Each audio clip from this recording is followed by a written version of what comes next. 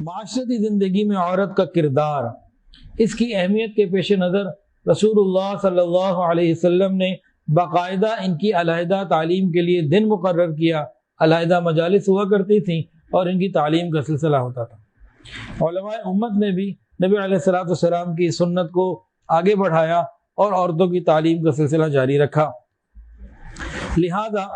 تاریخ اسلامی کا مطالعہ کرنے سے یہ بات معلوم ہوتی ہے کہ اسلام کا جو شروع کے دور ہے نا، قرون اولیٰ اور قرون وسطیٰ،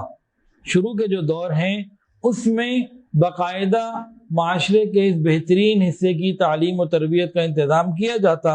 اور ان لوگوں نے بھی پھر، ان عورتوں نے بھی پھر خوب اس کے اوپر کام کر کے دکھایا، اور ان کا ایسا کردار تھا،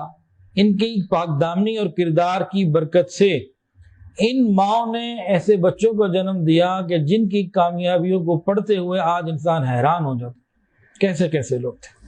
علم کے آفتاب و مہتاب ہوں یا ملکوں کو فتح کرنے والے جری مجاہد، عدل و انصاف کے پھریرے لہرانے والے حکمران ہوں یا لوگوں کے دلوں میں جھنڈے گاڑ دینے والے باخودہ صوفیہ، ہر ایک تاریخ ساز شخصیت کی پشت کے اوپر آپ کو باعمل ماؤں کا کردار نظر آئے گا۔ آج تو ایک بات غیر مسلم بھی کہتے ہیں، نیلسن منڈیلا نے بھی کہا اور بھی کہنے لگے کہ تم مجھے با کردار اور عظیم مائے دو، میں تمہیں بہترین قوم دوں گا۔ آج تنزلی کا دور ہے، ہماری عورتوں نے چراغ محفل بننے کو ہی زندگی کا مقصد بنا لیا۔ جو قدر شریف اور دیندار لوگ ہیں وہاں بھی عورت کی زندگی کیا ہے؟ کھانا پینا پکانا، گھر کے کام کرنا، بچوں کو روٹی کپڑا ضروریات کی طرف متوجہ رہنا، بس دین سیکھنا، دین سکھانا، اللہ کی رضا کو حاصل کرنا، نبی علیہ الصلوۃ والسلام کی اتباع سنت، یہ سب چیزیں ہماری عورتوں میں سے بہت نکل چکی ہیں۔ آج تعلیم نسواں کا راگ تو خوب الاپا جاتا ہے، لیکن اس راگ کے بعد جو ان کو تعلیم دی جاتی ہے وہاں کوئی روحانیت نہیں، وہاں کوئی فکری ترقی نہیں، صرف اور صرف مادہ پرستی ہے۔ ماضی کے جس دور میں عورت معاشرت ہی اپنے